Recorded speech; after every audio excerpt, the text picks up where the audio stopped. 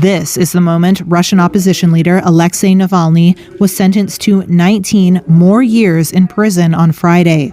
Russian President Vladimir Putin's fiercest domestic critic appeared to laugh as the sentence was announced, saying earlier that he expected as much. Navalny is already serving 11 and a half years for alleged fraud and other charges, which he says are bogus. Navalny and his supporters said the criminal case against him had been trumped up to keep him behind bars and out of politics for even longer.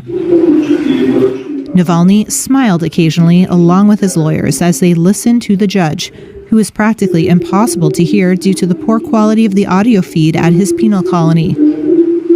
Journalists were not let into the courtroom, but were able to watch the proceedings on a video feed, which was cut almost as soon as the sentence was announced.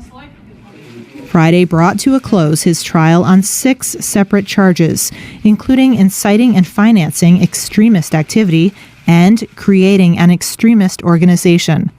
The former blogger, lawyer, and corruption investigator has cast himself as a political martyr, whose aim is to demonstrate to Russians that it is possible to resist Putin, albeit at great cost. In a social media post on Thursday, Navalny predicted he would get a long jail term. The purpose, he said, was to frighten Russians. But he urged his fellow citizens not to be intimidated and to think hard about how best to resist what he called the villains and thieves in the Kremlin. The Kremlin has tried to portray him as politically irrelevant, and Putin makes a point of never speaking his name. The Kremlin denies involvement in Navalny's case and says his case is purely a matter for the courts.